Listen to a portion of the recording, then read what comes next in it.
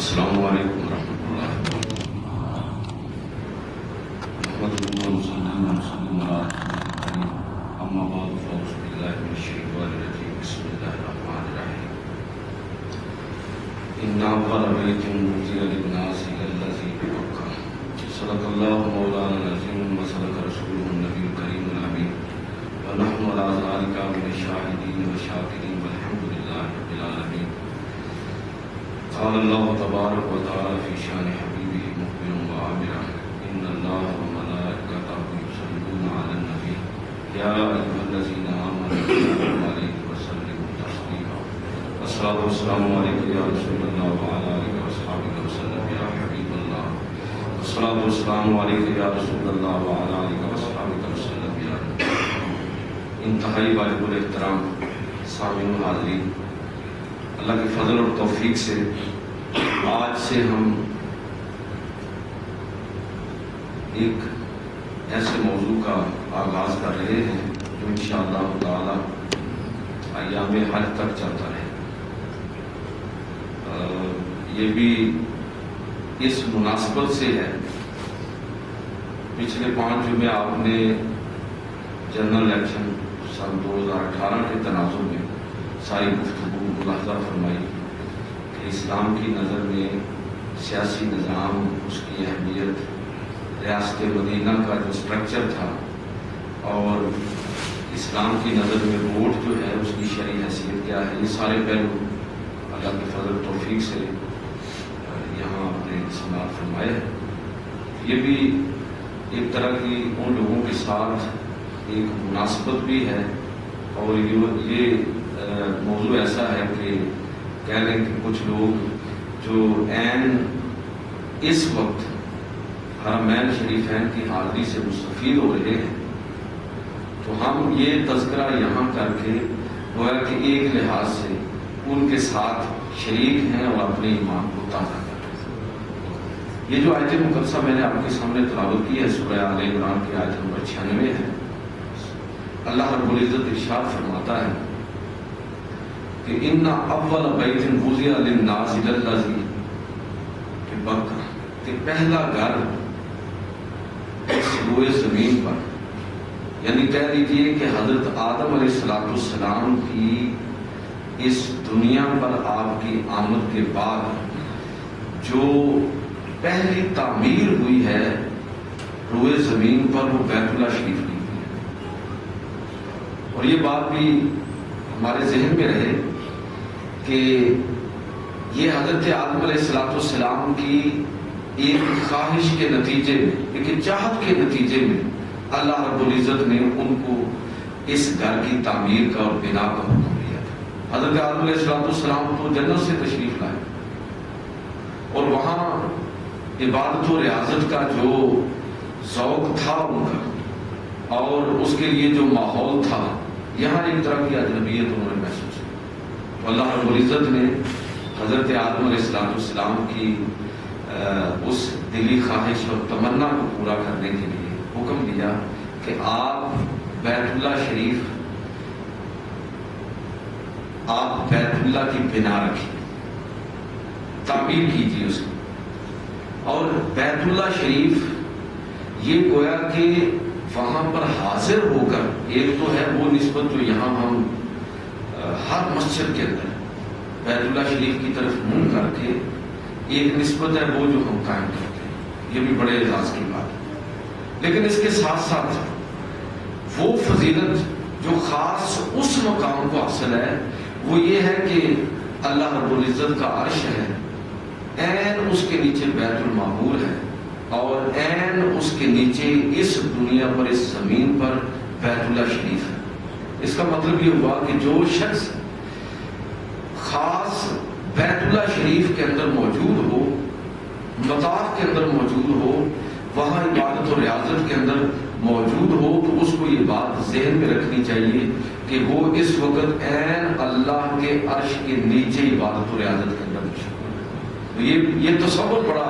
عظیم الشان ہے۔ یہ تصور واقعتاً انسان کو روحانی بلندیوں پر پہنچا دیتا ہے۔ تو اللہ رب العزت نے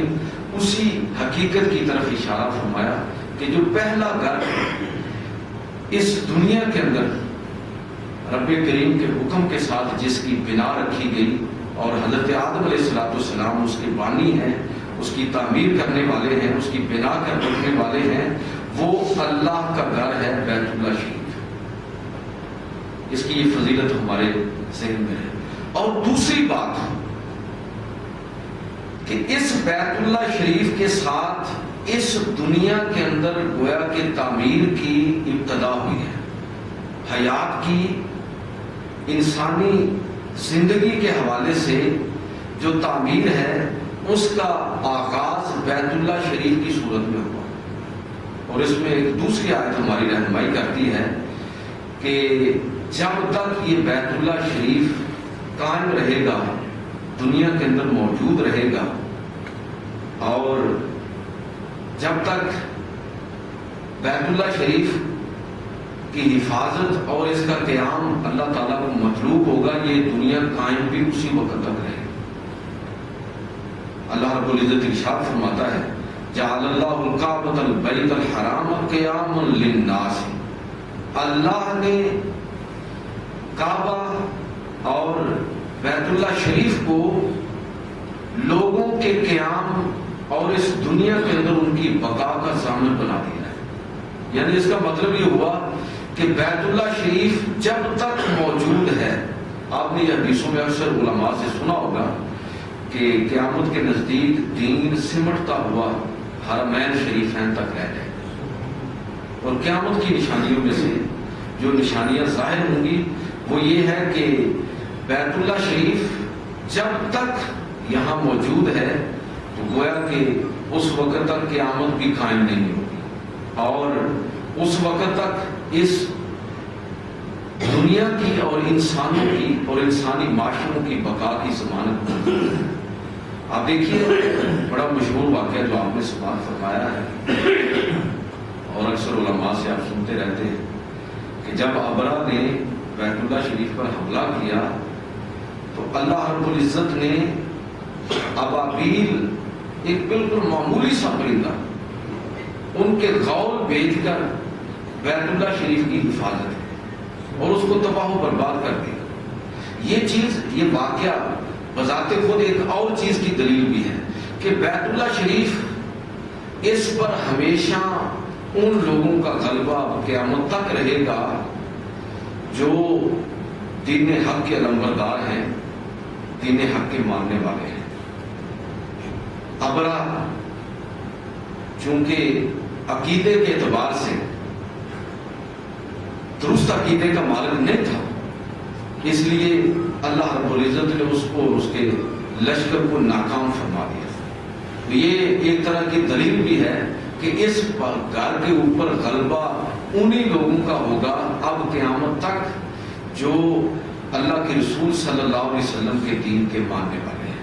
دوسرے لوگ اب یہاں غالب نہیں ہوں گے، اور یہ دین سمٹتا ہوا بھی جن دو مقامات تک رہ جائے گا، بے شک پوری دنیا سے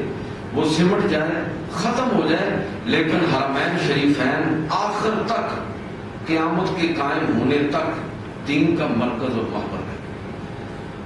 اس لحاظ سے یہ بات بھی آپ وہ واقعہ بھی ذرا ذہن میں لائیں کہ جب نبی کریم صلی اللہ علیہ وسلم نے مکہ فتح کیا تو یہ بات بھی بڑی دلچسپ ہے کہ 8 ہجری میں مکہ فتح ہوا، 13 اور 8 21 سال بنے۔ 21 سال کے اندر کئی مارکے ہوئے اور کئی مکالمے ہوئے، لیکن اس کے باوجود 21 سال کے طویل عرصے کے دوران اہل مکہ جو ہیں وہ اسلام کے مقابلے میں ڈٹے گئے۔ لیکن جب مکہ فتح ہوا تو جن لوگوں کو تھوڑا بہت بھی اشتباہ تھا ان کا بھی وہ اشتباہ رفع ہو گیا۔ ان کو سمجھ آ گئی کہ اگر ابرہ باطل پر ہونے کی وجہ سے اس گھر پر قابض نہیں ہو سکتا، غالب نہیں آ سکتا، اور اگر محمد صلی اللہ علیہ وسلم اور ان کے اصحاب وہ اس گھر پر غالب آئے ہیں تو اگر یہ باطل پر ہوتے تو یہ کامیابی ان کو نصیب ہونے والی نہیں تھی۔ یہ گویا کہ اہل عرب کے ایک خاص گروہ کے لیے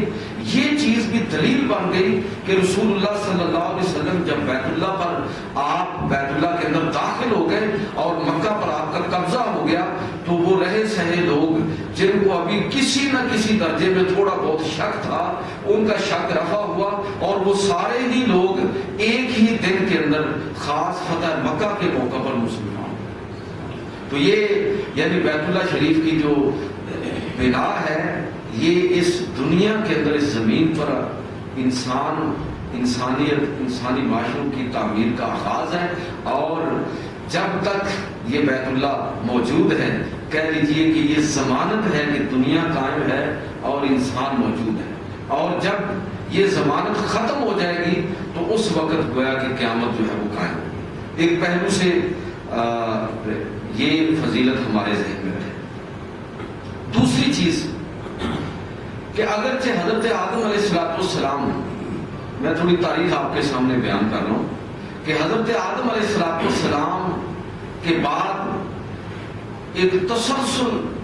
ہمیں نظر آتا ہے انبیاء کا، لیکن اس دوران بہت سارے انبیاء جو ہیں، بعض روایات میں تو آتا ہے کہ 70 کے قریب انبیاء نے بیت اللہ شریف کا حج کیا ہے، اور وہ سارے مناسک جو بھی اس دور میں ان کی اپنی شریعتوں کے مطابق لازم تھے انہوں نے ادا کیے۔ اس کا مطلب یہ ہے کہ انبیاء کا سلسلہ یہاں جاری رہا ہے، مختلف علاقوں کے اندر انبیاء آئے ہیں۔ سارے انبیاء اگرچہ بیت اللہ شریف تک نہ پہنچ سکے ہوں اور حج کی سعادت سے بہرہ مند نہ ہو سکے ہوں، تب بھی بہت سارے انبیاء کے بارے میں ہمیں پتہ چلتا ہے کہ وہ بیت اللہ شریف حضرت آدم علیہ السلام کے بعد بیت اللہ شریف کے اندر حاضر ہوئے اور انہوں نے یہاں عبادت کا شرف حاصل کیا، تاکہ یہ سلسلہ چلتے چلتے حضرت ابراہیم علیہ السلام کے دور تک پہنچا۔ اور حضرت ابراہیم علیہ السلام، یاد رکھیے کہ حضرت ابراہیم علیہ السلام بیت اللہ شریف کے بانی نہیں ہیں، معمار ہیں، انہوں نے بیت اللہ شریف کو تعمیر کیا ہے، بانی حضرت آدم علیہ السلام تھے۔ تو اللہ رب العزت کی طرف سے جب ان کو حکم ہوا کہ آپ بیت اللہ شریف کی تعمیر کیجئے، پورا واقعہ آگے اگلے جمعوں میں انشاءاللہ تعالی بعض چیزیں میں آپ کے سامنے عرض بھی کروں گا، لیکن یہ سمجھیے کہ بعض باتیں جو اس وقت میں عرض کرنا چاہتا ہوں کہ حضرت ابراہیم علیہ السلام نے اللہ کے حکم کے مطابق، وہ پورا واقعہ ہماری تاریخ اور سیرت کی کتابوں کے اندر موجود ہے کہ اللہ کے حکم کے مطابق کس طرح حضرت ابراہیم علیہ السلام اس گھر کی آباد کاری کے لیے اللہ کے حکم کے مطابق اپنی اولاد کو، اپنی زوجہ کو اس وادی غیر ذی زرع کے اندر چھوڑتے ہیں۔ حدیث کے اندر آتا ہے، روایات کے اندر موجود ہے کہ جب حضرت ابراہیم علیہ السلام وہاں تشریف لائے اور اللہ کے حکم کے مطابق وہاں حضرت ہاجرہ کو اور حضرت اسماعیل بالکل چھوٹی عمر میں تھے، لگ بھگ 2 سال کی عمر، تو ان کو چھوڑ کر جب رخصت ہونے لگے تو آپ کی زوجہ محترمہ نے آپ سے پوچھا کہ آپ ہمیں اس جگہ پر چھوڑ کر جا رہے ہیں؟ پلٹ کے نہیں دیکھا، دوبارہ انہوں نے آواز دی، 2-3 دفعہ ان کو پکارا اور آواز دی، حضرت ابراہیم علیہ السلام چلتے رہے۔ بالآخر انہوں نے کہا کہ آپ یہاں ہمیں کن کے سہارے پر چھوڑ کر جا رہے ہیں؟ کیا یہ اللہ کا حکم ہے؟ تو حضرت ابراہیم علیہ السلام نے فرمایا ہاں یہ اللہ کا حکم ہے، اللہ کے حکم کے مطابق تم کو چھوڑ کر جا رہا ہوں۔ تو اس وقت حضرت ہاجرہ علیہ السلام انہوں نے فرمایا کہ اگر آپ اللہ کے حکم کے مطابق چھوڑ کر جا رہے ہیں تو پھر آپ مطمئن ہو کر جائیے، اللہ مجھے اور میرے بچے کو ضائع نہیں فرمائے۔ اور واقعتاً پھر اس کے بعد اللہ رب العزت نے ان 2 برگزیدہ اور مقدس ہستیوں کی بدولت وہاں پر کس طرح کے معجزات کا ظہور ہوا، اس کی تفصیل قرآن مجید کے اندر بھی موجود ہے اور ہماری سیرت کی کتابوں کے اندر بھی موجود ہے۔ حضرت ابراہیم علیہ السلام نے اپنی اہلیہ اور اپنے معصوم بچے کو وہاں پر چھوڑا اور تھوڑا آگے بڑھ کر رب کریم کی بارگاہ میں استغاثہ کیا، دعا کی، ربنا انی اسکنت من ذریتی بواد غیر ذی زرع عند بیتک المحرم ربنا لیقیموا الصلاۃ فاجعل آفئدۃ من الناس تہوی الیہم وارزقہم من الثمرات لعلہم یشکرون۔ اے اللہ، میں نے اپنی اولاد کو اپنی زوجہ اور اپنے بیٹے کو اس وادی غیر ذی زرع کے اندر تیرے حکم کے مطابق ان کو یہاں اتار دیا ہے، تیرے مقدس گھر کے پاس۔ اور مقصد کیا ہے یہ بھی ذرا سنیے، لِيُقِيمُوا الصَّلَاةَ، تاکہ وہ نماز قائم کرے۔ اور نماز کے قیام کا مطلب میں اکثر بیان کرتا رہتا ہوں کہ نماز کا قیام، اقیمو کا لفظ اکثر قرآن مجید نے استعمال کیا ہے۔ پڑھنا جو ہے یہ نماز کے قیام کی ایک جز ہے۔ نماز کے قیام کا مقصد وہ پورا اسپرچل سسٹم ہے جو نماز ہم کو سکھاتی ہے۔ نماز کس طرح انسان کی تربیت کرتی ہے اور کس طرح وہ روحانی نظام قائم کرتی ہے جو اکثر آپ مجھ سے سنتے رہتے ہیں۔ تو یہاں بھی وہی لفظ استعمال ہوا کہ لِيُقِيمُوا الصَّلَاةَ، تاکہ یہ نماز کا نظام قائم کرے، یعنی نماز پڑھیں گے اور نماز کی تربیت کے نتیجے میں جو ایک روحانی نظام وجود کے اندر آنا چاہیے، اے اللہ میں اپنی اولاد کو، اپنی بیوی کو، اپنے بچے کو اور اپنی نسل کو یہاں چھوڑ کر جا رہا ہوں تاکہ یہ اس روحانی نظام کو قائم فرمائے، یہ مقصد ہے۔ اور پھر دعا کی کہ اللہ یہ تو ایسی جگہ ہے، وادی غیر ذی زرع ہے، اے اللہ لوگوں کے دلوں کو اس مقام کی طرف پھیر دے۔ دیکھیے اللہ تعالیٰ نے کس طرح حضرت ابراہیم علیہ السلام کی ایک ایک دعا کو قبول فرمایا۔ اے اللہ لوگوں کے دلوں کو اس مقام کی طرف پھیر دے۔ اور پھر یہ دعا بھی فرمائی، وارزقہم من الثمرات، اے اللہ ان کو پھلوں کے رزق، پھلوں کا رزق ان کو عطا فرما، پھلوں کی صورت میں ان پر اپنی نعمتیں نازل فرما، شاید کہ یہ تیرے شکر گزار بندے بنے۔ تو یہ حضرت ابراہیم علیہ السلام نے اللہ کی بارگاہ میں استغاثہ کیا، دعا کی۔ تو جب یہ پورے واقعات ہماری سیرت کی کتابوں کے اندر موجود ہیں کہ پھر حضرت ابراہیم علیہ السلام اس وقت واپس لوٹے ہیں جب حضرت اسماعیل علیہ السلام اپنی کہہ لیجیے کہ بلوغت کی عمر کے خاص حصے کے اندر داخل ہوئے۔ حضرت ابراہیم علیہ السلام پھر اس مقام پر حاضر ہوتے ہیں۔ اللہ کے حکم کے مطابق اگلا حکم یہ نازل ہوتا ہے کہ اب آپ اس وادی کے اندر اس گھر کی تعمیر کیجئے جس کی بنا حضرت آدم علیہ السلام نے رکھی۔ ارض القرآن سے متعلق جو روایات اور جو کتابیں لکھی گئی ہیں اور سیرت کی کتابوں میں آتا ہے کہ حضرت نوح علیہ السلام کے دور کے اندر جو عالمگیر طوفان آیا تھا اس کے نتیجے میں بیت اللہ شریف کی جو سیلاب آیا تو بیت اللہ شریف کی جو بنا تھی اور اس کی جو بنیادیں تھی وہ بھی اسی گارے اور مٹی اور اس سیلاب کے نتیجے میں وہ بھی چھپ گئی۔ اب حکم ہوا کہ اس گھر کو تعمیر کیجیے جس کی بنا حضرت آدم علیہ السلام نے رکھی تھی۔ اور جب حضرت آدم علیہ السلام نے وہ بنا رکھی تھی تو اس وقت انہوں نے صرف بنیاد ہی رکھی تھی، اس کے اوپر جو نورانی خیمہ تھا وہ فرشتے لے کر آسمان سے اترے تھے، اور جب تک حضرت آدم علیہ السلام اس دنیا کے اندر موجود رہے ایک خاص مدت تک وہ نورانی خیمہ بھی اسی طرح موجود رہا، لیکن ان کے وصال کے بعد وہ نورانی خیمہ اٹھا لیا گیا۔ اب وہ جو بنیادیں تھیں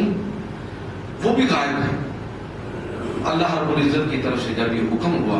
تو پھر حضرت ابراہیم علیہ السلام کی ایک معجزے کی صورت میں مدد کی گئی۔ ایک بادل آیا اور وہ عین اس مقام پر ٹھہر گیا جہاں پر وہ ٹکڑی صرف اسی جگہ پر سایہ کر رہی تھی جہاں پر بیت اللہ شریف کی بنیادیں موجود تھیں۔ تو حضرت ابراہیم علیہ السلام اور آپ کے صاحبزادے حضرت اسماعیل علیہ السلام آپ آگے بڑھے ہیں، اور انہوں نے جب اس جگہ سے زمین کو کھودا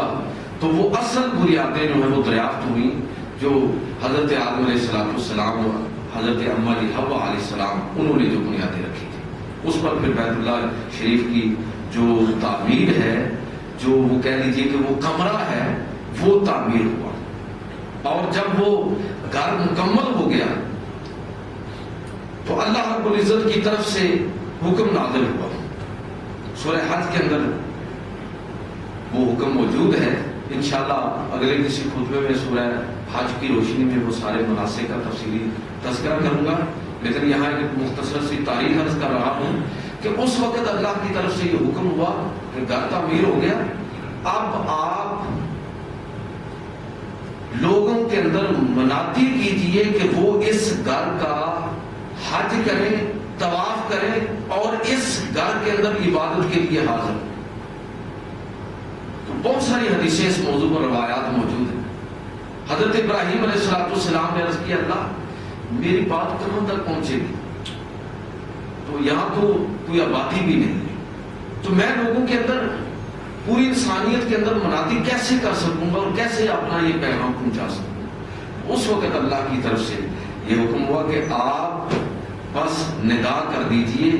باقی لوگوں تک اس پیغام کو پہنچانا اور آپ کی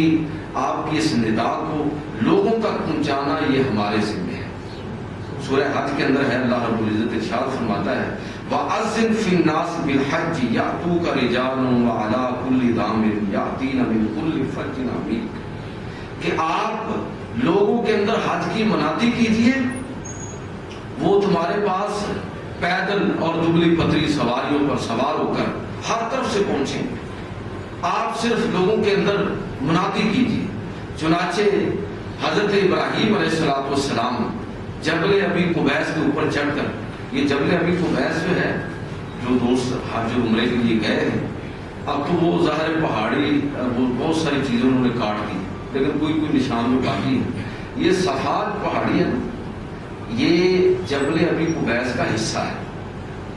آپ جب سعی کرتے ہیں جبل ابی قبیس، یہ سمجھیے، یہ تصور ذہن میں لائیے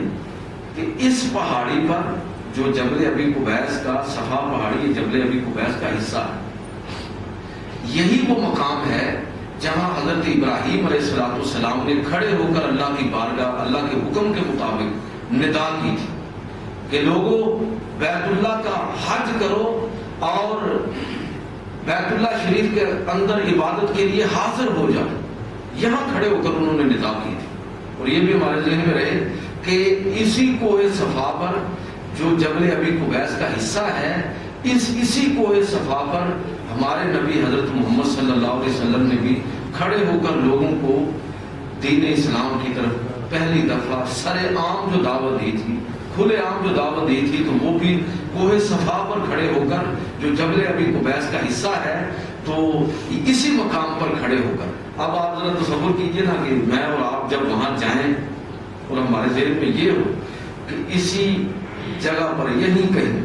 حضرت ابراہیم علیہ السلام نے کھڑے ہو کر لوگوں کو ندا کی، اور یہیں کہیں اسی پہاڑی کے کسی حصے پر کھڑے ہو کر رسول اللہ صلی اللہ علیہ وسلم نے لوگوں کو ندا کی تھی۔ پھر جو آدمی پر وجد اور کیفیت آری ہوتی ہے وہ بالکل اور ہے۔ اس لیے بڑا ضروری ہے کہ ہم ان مقامات کا تذکرہ بھی کریں اور ان کی حقیقت سے بھی، تاریخی نقطہ نظر سے بھی آگاہ ہوں، اور روحانی طور پر بھی ہم ان مقامات اور ان جگہوں کے جو فضائل ہیں اور جو ان کی حقیقتیں ہیں ان سے بھی ہمیں آگاہی ہونی چاہیے۔ صرف حج عمرے کا طریقہ کافی نہیں ہے،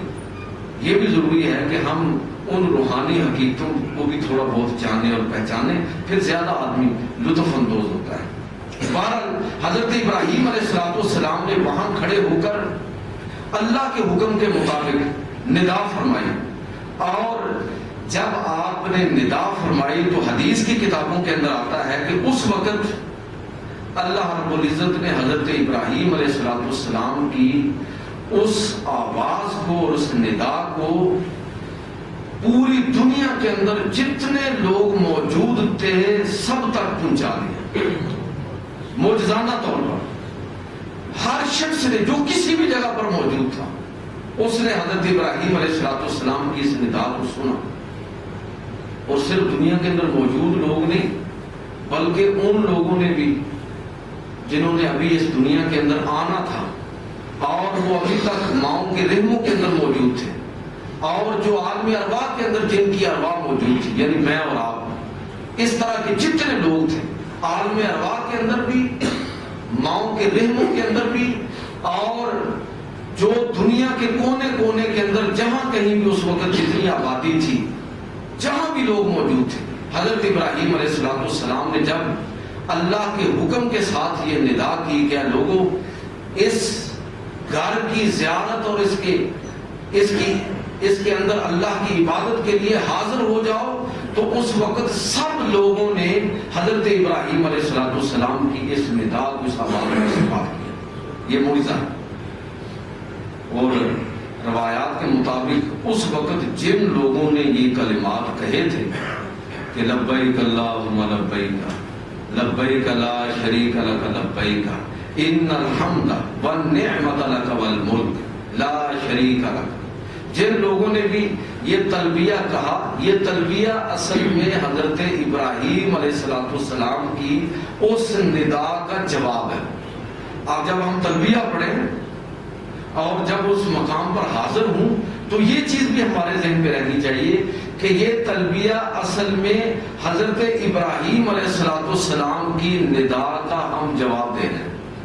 تو آپ ذرا سوچئے کہ جب میرے اور آپ کے ذہن میں یہ ہو کہ حضرت ابراہیم علیہ السلام کی ندا کا جواب میں دے رہا ہوں لبیک اللہم لبیک کی صورت میں، تو پھر جو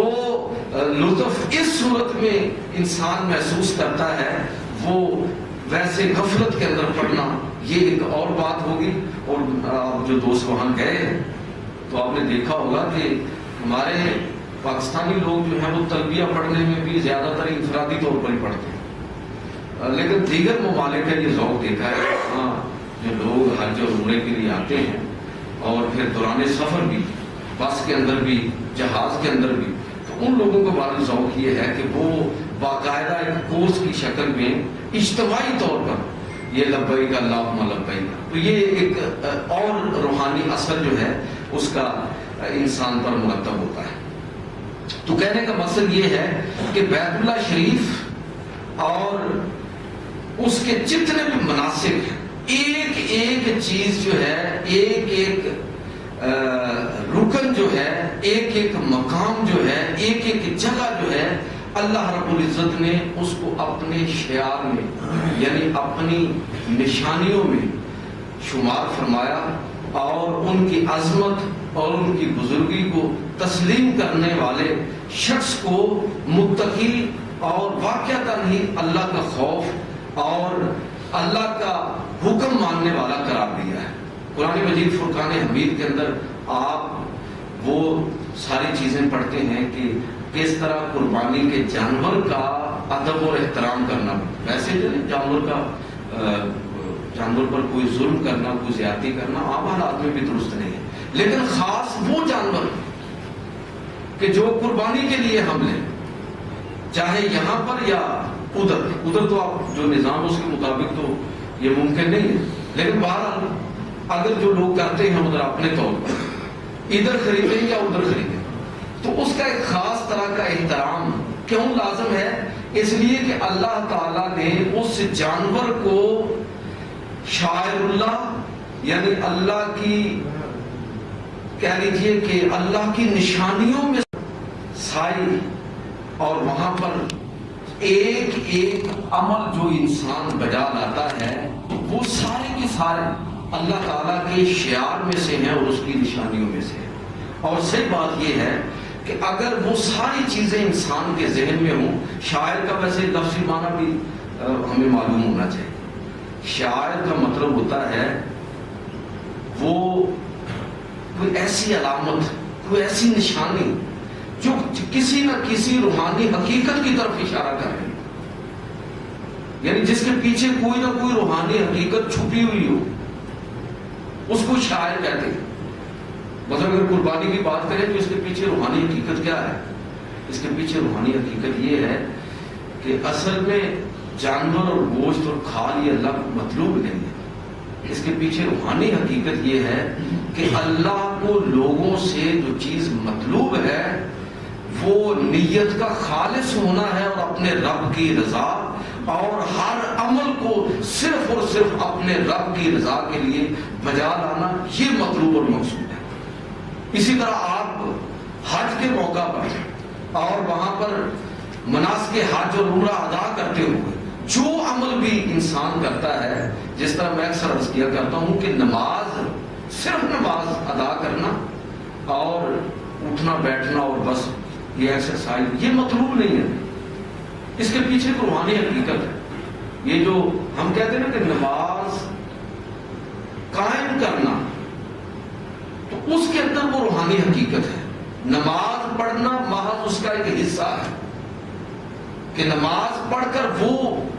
ان روحانی حقیقتوں سے ہم لوگ آگاہ ہوتے ہیں۔ وہ روحانی حقیقتیں کیا ہیں کہ کس طرح ہم طہارت اور پاکیزگی کا تصور جو ہے وہ ہمارے اندر مضبوط ہوتا ہے،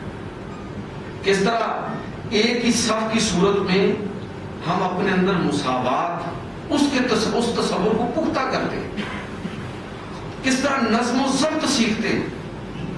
کس طرح اپنے میں سے بہتر آدمی کو آگے کرنے کی تربیت حاصل کرتے ہیں، کس طرح میں اور آپ یہ چیز سیکھتے ہیں کہ ایک حد تک ہی ہم امام کی اتباع کریں گے۔ اگر امام غلطی کرے گا تو بس اس کو روکیں گے، ٹوکیں گے، اور اگر وہ اپنی غلطی سے رجوع نہیں کرتا تو اس کے بعد اس کی اتباع اور اطاعت ہمارے اوپر لازم نہیں ہے۔ یہ ساری چیزیں ہم یہاں سے سیکھتے ہیں، نماز سے سیکھتے ہیں۔ پھر اگر مسلمان اندھا دھند کسی کے پیچھے چلے تو اس کا مطلب یہ ہے کہ اس نے اصل میں نماز ادا نہیں کی، اور نماز کی جو روحانی حقیقت ہے اس کو سمجھا نہیں۔ بالکل آپ اسی انداز میں سمجھیے کہ نماز بھی ہے اور حج بھی ہے اور عمرہ بھی ہے، تو حج اور عمرے کے اندر بھی اصل میں اس عمل کے ذریعے، اس ایکسرسائز کے ذریعے اللہ رب العزت نے بہت ساری روحانی حقیقتوں سے انسان کو آگاہ کیا ہے۔ تو شعار کا مطلب اصل میں علامت اور نشانی ہے، یعنی ایسی علامت اور نشانی جو کسی نہ کسی روحانی حقیقت کا اظہار کر رہی ہے اور اس روحانی حقیقت کی طرف اشارہ کر رہی ہے۔ اگر وہ روحانی حقیقت ہمارے پیش نظر نہیں ہے تو پھر یہ محض حج اور عمرے اور نمازیں پڑھنا اور روزے رکھنا یہ بھوک اور پیاس ہے، اور یہ ایکسرسائز ہے، اور یہ بھی ایک طرح کی مشق ہے جو ہم ٹرپ پر گئے ہوئے ہیں اور وہاں سے ہو کر ہم آ گئے۔ اس لیے کہ انسان نے جب اس حقیقت کو سمجھا ہی نہیں ہے کہ اس سے مقصود کیا تھا، ایک ایک چیز کس طرح شاعر اللہ میں سے ہے، یعنی کسی نہ کسی روحانی حقیقت کی طرف اشارہ کر رہی ہے۔ ساری چیزیں تفصیل کے ساتھ بیان کرنا تو ممکن نہیں ہے، لیکن یہ سمجھیے کہ جس طرح میں نے عرض کیا کہ اگر طواف ہے تو یہ روحانی حقیقت ہمارے پیش نظر رہے کہ گویا کہ میں اس وقت عرش الہی کے عین نیچے اللہ رب العزت کی بارگاہ میں اس وقت دعا کے اندر، استغفار کے اندر، توبہ کے اندر مشغول ہوں، اور میں عین اللہ کے عرش کے نیچے ہوں۔ یہ تصور ہے اس کے دل میں، تو پھر وہاں کتاب اٹھانے کی ضرورت پیش نہیں ہے۔ بعض دوست وہاں کتابیں لے جاتے ہیں، کوئی ضرورت نہیں، اپنی زبان میں آپ دعا کیجیے، جتنی آتی ہیں عربی دعائیں وہ کریں آپ، اور باقی دعائیں اپنی زبان میں کر لیں۔ اللہ ہر زبان کو جانتا ہے اور اس سے تعلق جڑ سکتا ہے، کسی ضرورت نہیں۔ اس سفر کے اندر اور اس طواف کے اندر یہ نماز کی کیفیت ہے۔ طواف جو ہے یہ نماز ہے، اور نماز بھی کون سی ہے کہ عین عرش الہی کے نیچے بیت المعمور، بیت المعمور کے نیچے بیت اللہ شریف، اور بیت اللہ شریف کے ارد گرد ہم طواف کر رہے ہیں۔ گویا کہ اس سے خوبصورت مقام اور جگہ اور اس سے زیادہ روحانیت کسی اور جگہ ممکن ہی نہیں ہے۔ یہ چیز ہمارے اوپر جب طاری ہوگی تو پھر ہم اپنے ارد گرد دیکھیں گے بھی نہیں۔ آپ نے کبھی غور کیا کہ بیت اللہ شریف کے اندر عورتوں کے لیے اس طرح پردہ نہیں ہے؟ کیوں؟ یہی اصل میں حقیقت ہے کہ جو آدمی وہاں پر یہ تصور اپنے ذہن میں پختہ کر لیتا ہے کہ میں اس وقت اللہ کے انوار و تجلیات کے ہجوم کے اندر اس وقت ہوں اور اللہ تعالیٰ کے عرش کے نیچے ہوں، اس سے کوئی اعلیٰ مقام اور جگہ نہیں ہو سکتی۔ یہ طواف نماز ہے جس کے اندر اس نے کوئی گفتگو نہیں کرنی، دائیں بائیں دیکھنے کی بھی اس کو ضرورت نہیں ہے، وہ تو اللہ کا مجاہد اور سپاہی بن کر اس طرح چاروں طرف گھوم رہا ہے بیت اللہ شریف کے کہ گویا کہ اپنے آپ سے ہی بے نیاز ہو چکا ہے. یہ روحانی حقیقت اس کے پیش نظر ہے. وہ حتیم کے اندر قدم رکھتا ہے تو اس کے ذہن میں یہ ہے کہ پہلے تو میں عرش الہی کے ارد گرد چکر لگا رہا تھا، اب ارد گرد نہیں بلکہ عرش الہی کے نیچے آ گیا. بیت اللہ شریف جو خاص وہ کمرہ ہے، یہ بھی اللہ کی حکمت ہے کہ اس کے اندر سارے لوگوں کے لیے داخل ہونا تو ممکن نہیں. نظم کا تقاضا، آبادی کی کثرت، لوگوں کا ہجوم، کئی مسائل، تو یہ بھی اللہ کی حکمت ہے. وہ حتیم چھوٹ گئے. حتیم اصل میں بیت اللہ شریف کا حصہ تھا. یہ بیت اللہ شریف کے اندر داخل ہے تو یہ ہم جیسے لوگوں کے لیے، لیکن یہ تصور رکھ کے آدمی حتیم کے اندر جب داخل ہو کہ پہلے میں اللہ کے عرش کے ارد گرد طواف کر رہا تھا، لیکن اب میں عین اللہ کے عرش کے نیچے ہوں. تو پھر آپ ذرا سوچیں کہ جب بندہ حتیم کے اندر 2 رکعت نفل پڑھے گا اور جب وہ بیت اللہ شریف کی دیواروں کے ساتھ لپٹ کر دعائیں کرے گا تو اب اس کی جو روحانی کیفیت ہے وہ بالکل مختلف ہوگی. تو شاعر اللہ کا مطلب یہ ہے کہ ایک ایک عمل جو بیت اللہ شریف کے اندر وہ کرنے جا رہا ہے اور ایک ایک وہ مقام اور جگہ جس کو اللہ رب العزت نے شاعر اللہ قرار دیا ہے، اصل میں وہ کسی نہ کسی روحانی حقیقت کی طرف اشارہ کر رہی ہے. اور جب وہ روحانی حقیقت انسان پر کھلتی ہے اور وہ اس کو تصور میں لا کر وہ عمل انجام دیتا ہے تو پھر واقعتاً انسان کی زندگی کے اندر ایک انقلاب برپا ہوتا ہے. وہ سعی کر رہے ہیں صفا اور مروہ کے اندر، اب تو کوئی پانی کی ضرورت نہیں جو حضرت حاجرہ کا مسئلہ تھا. اب تو وہاں پر کوئی دوڑ لگانے کی ضرورت نہیں ہے، اب تو وہ مسائل نہیں ہے. لیکن پھر بھی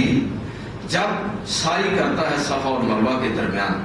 اور اللہ رب العزت نے ان صفا والمروہ من شعائر اللہ کہہ کر ایک بہت بڑی روحانی حقیقت کی طرف اشارہ کیا کہ جب کوئی شخص یہاں پر یہ 7 پھیرے پورے کر رہا ہو تو یہ ذہن میں رکھے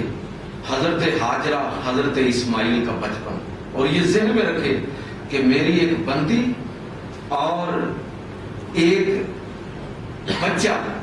اس کا وہ معصوم بچہ کس طرح یہ وادی غیر ذی زرع کے اندر موجود ہیں اور ان کا اپنے رب پر کتنا ایمان اور یقین ہے، اور وہ اس ایمان اور یقین کے ساتھ جب اپنے بچے کے لیے پانی کی تلاش میں کبھی اس طرف صفا کی طرف کبھی مروہ کی طرف دوڑتے ہیں تو اس ایمان اور یقین کی دولت کے ساتھ معمور ہو کر ان کا وہاں ٹھہرنا اور اپنے بچے کے لیے وہ تگ و دو کرنا اللہ اس کو ملاحظہ فرما رہا ہے. اور اللہ رب العزت کو اس کا وہ قدم اٹھانا اور تیز قدم اٹھانا کسی جگہ پر اور کسی جگہ پر رک کر چلنا، وہ آپ جانتے ہیں وہاں وہ مقام ہے کہاں تیز جانا ہے اور کہاں پر تھوڑا معمول کی رفتار کے ساتھ جانا ہے. تو اللہ کو یہ بات اتنی پسند ہے کہ جو بھی اب قیامت تک وہاں آئے گا وہ حضرت حاجرہ کی اس سنت پر عمل کرے گا. اس کے بغیر نہ حج ہوگا نہ عمرہ ہوگا. یہ اصل میں کس روحانی حقیقت کی طرف اشارہ ہے؟ اصل میں یہ بندگی کے اس تصور کی طرف اشارہ ہے جس کا اظہار حضرت حاجرہ کی زندگی سے ہمیں نظر آتا ہے کہ کتنا یقین ہے کہ جب ابراہیم علیہ السلام جانے لگے ہیں اور وہ پوچھ رہے ہیں کہ یہاں چھوڑ کر جا رہے ہیں ایسی وادی کے اندر جو بالکل بے آب و گیا ہے، نہ کھانے کے لیے نہ پینے کے لیے، اس جگہ پر چھوڑ کے جا رہے ہیں. بار بار پوچھتی ہے، کوئی جواب نہیں آتا تو آخر میں یہ کہتے ہیں کہ اچھا صرف اتنا ہی بتا دیجئے کہ آپ یہاں ہمیں اللہ کے حکم سے چھوڑ کر جا رہے ہیں. اور جب حضرت ابراہیم علیہ السلام پلٹ کر کہتے ہیں کہ ہاں، تو پھر آپ ان کا یقین اور ایمان دیکھیے تو کہتے ہیں کہ ٹھیک ہے آپ چلے جائیے. ہمارا رب اگر یہ اللہ کے حکم سے ہے تو پھر ہمارا رب نہ مجھے اور نہ میرے بیٹے کو ضائع نہیں کرے. یہ ایمان اور یقین جب آدمی وہاں پر یہ سفر کر رہا ہو صفا اور مروہ کے درمیان اور یہ تصور اس کے ذہن کے اندر جہاں گزینی ہو تو پھر سمجھیے کہ وہ لطف اندوز ہوگا وہاں ایک ایک عمل کے ساتھ ایک ایک رکن کی ادائیگی میں وہ روحانی حقیقتیں جب اس کے سامنے کھلتی چلی جائیں گی تو انسان پھر واقعتاً روحانی طور پر چارج ہو کر واپس آتا ہے. اور یہ تمام روحانی امراض کا آخری علاج حج کو اسی لیے قرار دیا گیا ہے کہ اگر کسی آدمی کی حج کے بعد بھی تربیت نہیں ہوئی، اس کا علاج نہیں ہوا، اس کے تمام روحانی جتنے بھی اس کی کمیاں اور کمزوریاں تھیں وہ اب بھی رفع نہیں ہوئی، اگر حج کے بعد بھی ممکن نہیں ہوا تو پھر یہ آخری علاج تھا. اب بہت کچھ مشکل ہوگا اس کے بعد. اگر یہ علاج بھی کارگر نہیں ہوا تو پھر خطرہ یہ ہے کہ کہیں وہ انسان بے ہدایتہ ہی اس دنیا سے رخصت نہ ہو جائے. تو یہ جو سفر ہے اور پھر یہ جو مقام ہے اس کی ایک ایک جگہ اور ایک ایک مقام اور ایک ایک رکن جو ہے اپنے پیچھے جو تاریخ رکھتا ہے، جو روحانی حقیقتیں رکھتا ہے، ان کو ذہن میں رکھنا اور ان کا تذکرہ کرنا یہ ایمان افروزی اور ایمان کی بڑھوتری کا سبب ہے. اور یہ موضوع ہم نے اسی تناظر میں شروع کیا ہے. انشاءاللہ تعالی عید تک یہ 4-5 جمعے جتنے بھی ہیں انشاءاللہ اس موضوع پر